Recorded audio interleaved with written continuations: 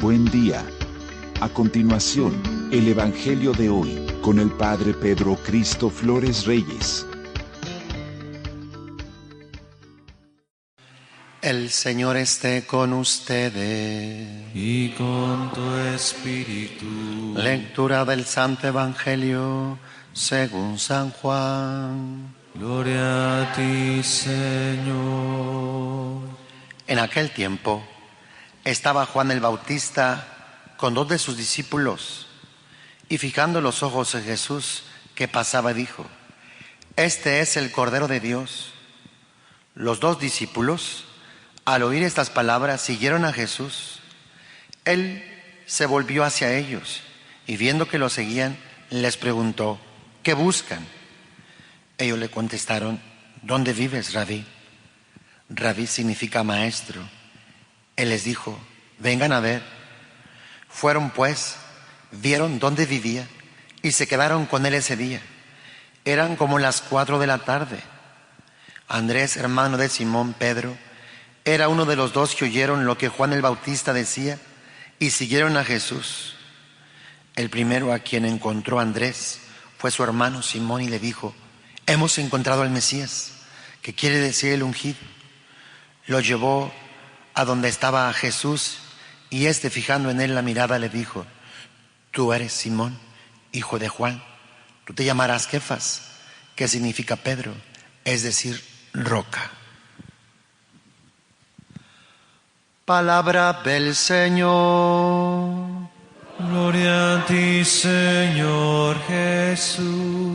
Podemos sentarnos.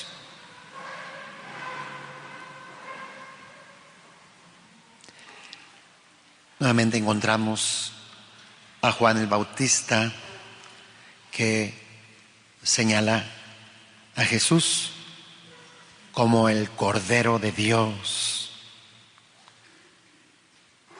aquel que sería ofrecido en sacrificio para alcanzar el perdón de los pecados, aquel que cargaría con nuestros pecados, con nuestros males.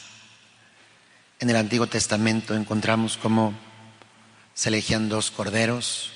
Uno era para el sacrificio, para ofrecerlo en sacrificio, para ofrecer la sangre, y otro era para el sacerdote imponía sobre las manos y sobre él descargaba todos los pecados del pueblo, y después dejaban que se perdiera en el desierto.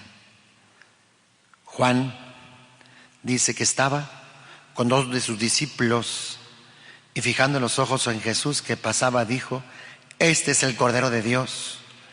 Y estos 2 discípulos, al oír estas palabras de Juan, siguieron a Jesús. Y Jesús, viendo que lo seguían, se volvió a ellos y les dice: ¿qué buscan? O sea, ¿qué desean? ¿Qué anhelan? ¿Por qué me siguen? Juan les había dicho que pues él era el Mesías, y ellos van a responder a Jesús: ¿dónde vive, Rabí? O sea, queremos conocerte, queremos estar contigo, queremos platicar contigo. Y Jesús los va a invitar y le dice: vengan a ver. Hermanos, Jesús quiere que vengamos a verlo.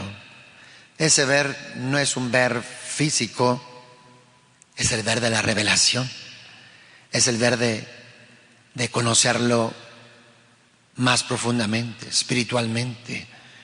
Todo ser humano ha de tener una experiencia de revelación, un encuentro con Dios que le transforme, que le cambie la vida. Todos hemos de tener esta experiencia que marque el inicio de una nueva historia, de una vida de fe. Aquellos 2 discípulos, sí, dice, fueron pues y vieron dónde vivía y se quedaron con él ese día. No dice específicamente dónde. Fueron donde Jesús vivía y se quedaron con él. toda esa tarde. Imagínense esa experiencia con Jesús. Estos dos discípulos, lo más seguro, ¿verdad?, que eran Andrés y Juan, quienes siguieron a Jesús en aquella ocasión. Dice que eran como las 4 de la tarde cuando pasó esto. Pues algunas horas estuvieron con él, o toda esa tarde, todo ese día.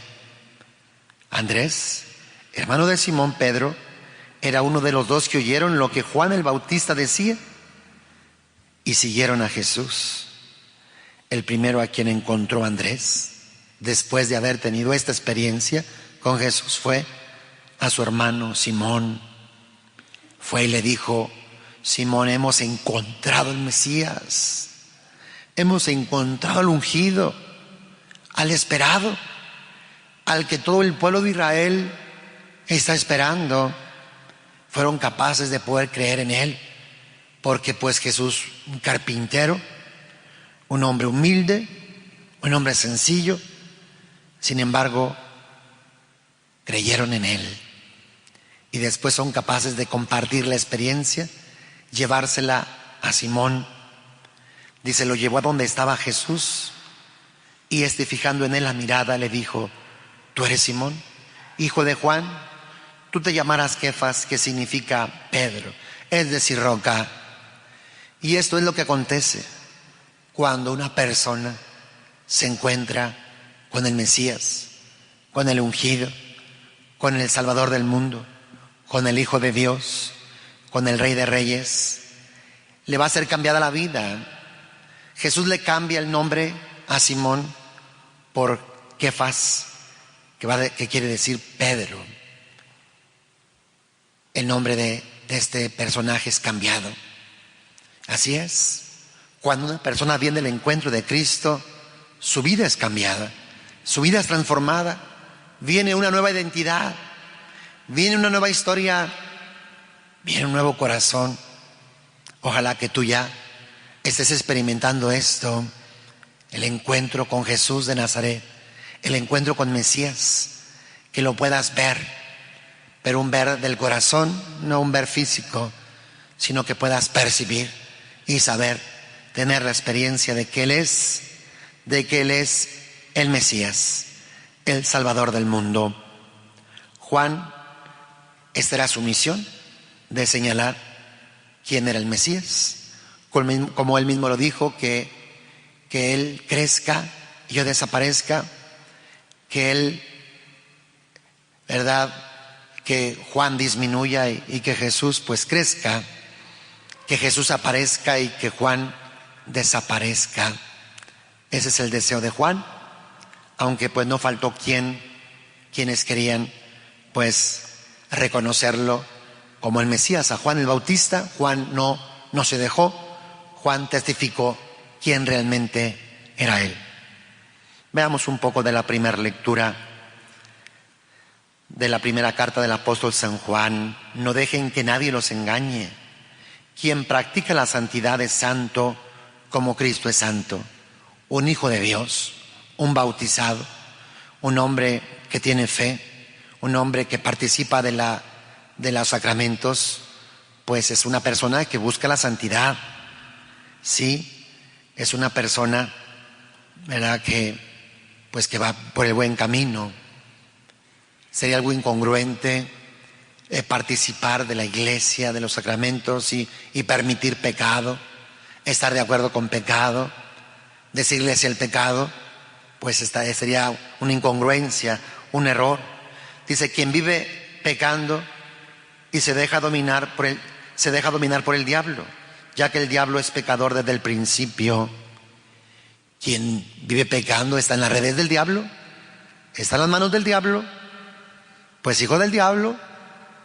Si tú conscientes pecado, aceptas pecado, permites pecado y vives en pecado, pues estás fuera de la gracia de Dios.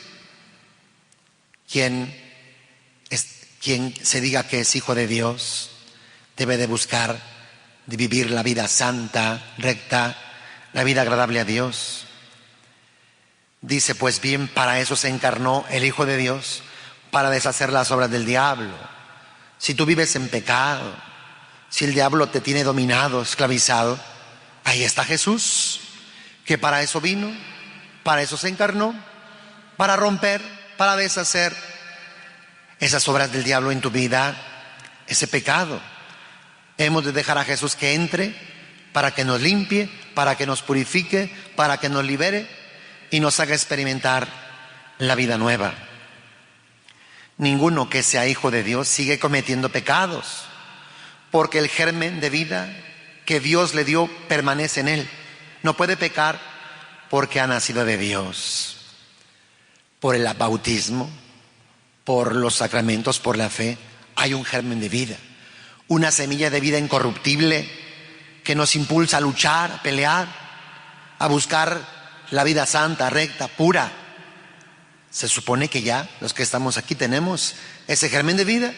Ese germen de vida ya se renovó, se vivificó, está obrando y trabajando, impulsándonos a vivir la vida de Dios. Pecamos y no estamos a gusto, no queremos quedarnos en el pecado, nos confesamos, nos volvemos a Dios, le pedimos perdón y nuevamente volvemos a vivir en la gracia de Dios. Dice, en esto se distinguen los hijos de Dios de los hijos del diablo.